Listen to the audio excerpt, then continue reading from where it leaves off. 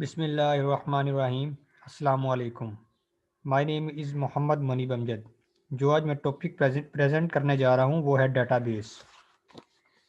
चलिए स्टार्ट करते हैं। A database is a collection of logically related data sets or file. Data set मुश्तमिल होता है मुंतकी तौर पर रिलेटेड डाटा सेट और फाइलों पर। Each file may contain different types of information and are used for specific purpose. हर एक file मुख्तलिफ़ किस्म की मालूमात पर मुश्तमिल होती है जिसको मखसूस मकासद के लिए इस्तेमाल किया जा सकता है। The file may be organized in different waves. File को मुख्तलिफ़ तरीक़ों में मुनज़्ज़म किया जाता है टू मीट डिफरेंट प्रोसेसिंग, ताकि मुख्तलिफ़ किस्म की प्रोसेसिंग और and retrieved requirement of the user, और यूज़र की ज़रूरतों को पूरा किया जा सके। हम एक एग्जांपल से डेटाबेस को समझने की कोशिश करते हैं। A bank may have separate file for the client as follow: saving account,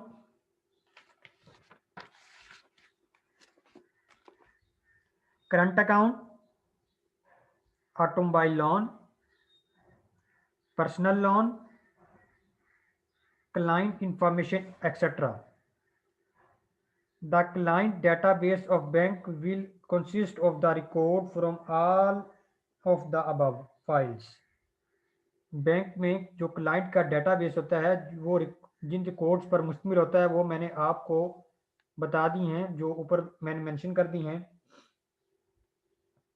The data of any client can be edited, retrieved or updated easily using database program. Database program से हम client के data को add कर सकते हैं, retrieve कर सकते हैं और अपडेट कर सकते हैं बड़ी आसानी से। नेक्स्ट हम स्टडी करते हैं फैसिलिटीज़ ऑफ डेटाबेस सिस्टम, कि जो डेटाबेस है हमें कौन कौन सी फैसिलिटीज प्रोवाइड करता है। Adding new files in database, हम डेटाबेस के अंदर नई फाइल ऐड कर सकते हैं। Inserting new data in existing file, पहले से मौजूद फाइलों के अंदर हम न्यू फाइल ऐड कर सकते हैं। Retrieving data from existing file, पहले से मौजूद फाइलों से हम डाटा रिट्राइव कर सकते हैं। Updating data in existing file, पहले से मौजूद फाइलों में जो डाटा उसे हम अपडेट कर सकते हैं। Deleting data from existing files, जो पहले से मौजूद फाइलें हैं उनमें से हम डाटा को डिलीट कर सकते हैं। Removing existing file from database, जो पहले से मौजूद फाइलें हैं हम उनको डिलीट कर सकते हैं। नेक्स्ट हम स्टडी करते हैं कि डेटाबेस सिस्टम क्या होता है। A database system is a collection of data as well as a program required to manage that data. जो डेटाबेस सिस्टम होता है वो मुश्तमिल होता है डाटा पर और जो प्रोग्रामों पर जिनकी हमें ज़रूरत पड़ती है डेटाबेस के अंदर मौजूद जो डाटा है इसको मैनेज करने के लिए। A database system is a comprised record keeping system. Component of database system, next हम जो स्टडी करने वाले हैं वो कंपोनेंट ऑफ डेटाबेस सिस्टम है। जो कंपोनेंट्स हैं वो हैं डाटा, हार्डवेयर, सॉफ्टवेयर, पर्सनल। अब आए हम इनको अब तफसील से स्टडी करते हैं। Data is the most important component of database system, जो डाटा है वो बहुत अहम जो है कंपोनेंट है डेटाबेस सिस्टम का। Data is a collection of raw facts and figures, data मजमुआ होता है रॉ फैक्ट्स एंड फिगर्स का। The basic purpose of database system is to store, maintain and process data for the user. जो basic purpose है database system का वो ये है कि वो डाटा स्टोर करे, मेंटेन करे यूज़र के लिए और इसे प्रोसेस करे। जो सेकंड कंपोनेंट है वो है hardware. The physical component of computer system are called hardware, जो कंप्यूटर का फिजिकल कंपोनेंट्स होते हैं वो हार्डवेयर कहलाते हैं। The hardware is use to perform different tasks such as input, output, storage and processing. जो हार्डवेयर है इसको हम इस्तेमाल करते हैं, इस्तेमाल किया जाता है मुख्तलिफ़ किस्म के काम लेने के लिए, जैसे कि इनपुट करवाने के लिए डाटा, आउटपुट शो करवाने के लिए, डाटा स्टोर करने के लिए और डाटा प्रोसेस करने के लिए। Some important hardware components are as follow. कुछ जो अहम हार्डवेयर के कंपोनेंट है वो नीचे मैं बताने जा रहा हूँ। सेकेंडरी स्टोरेज है, इनपुट आउटपुट डिवाइसेस हैं, प्रोसेसर है और मेन मेमोरी है। जो थर्ड पार्ट है वो सॉफ्टवेयर है, जो कंपोनेंट है डेटाबेस का। A software is a collection of programs use by a computer within a database system. Software मजमुआ होता है मुख्तलिफ किस्म के प्रोग्रामों का जिनको कंप्यूटर इस्तेमाल करता है डेटाबेस के अंदर, डेटाबेस सिस्टम के अंदर। The most important software is DBMS itself। जो बहुत अहम किस्म का सॉफ्टवेयर है वो डेटाबेस मैनेजमेंट सिस्टम खुद है।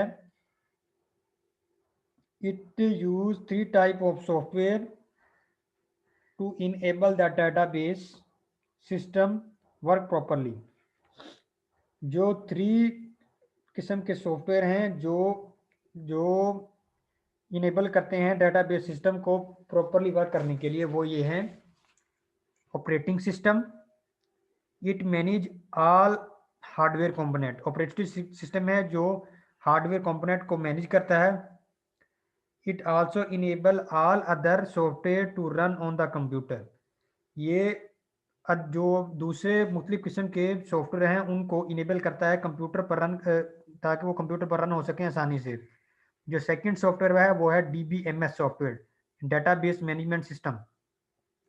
It is the database management system that is used to create and manage a database system.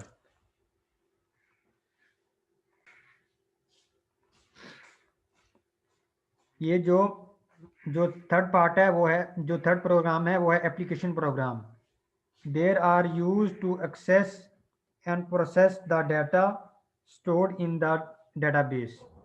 Application programs जो हैं वो इस्तेमाल किए जाते हैं ताकि डाटा को प्रोसेस किया जा सके, स्टोर किया जा सके डेटाबेस के अंदर।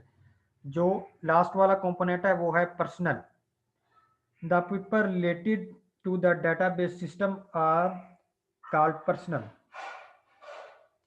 जो डेटाबेस सिस्टम में जो लोग इन्वॉल्व होते हैं वो पर्सनल कहलाते हैं। Different types of personal in database system are as follow. जो मुख्तलिफ किस्म के पर्सनल जो डेटाबेस सिस्टम के अंदर इन्वॉल्व होते हैं वो मदरजा झैल है। Database administrator. The database administrator is a person who is responsible to manage the whole database system।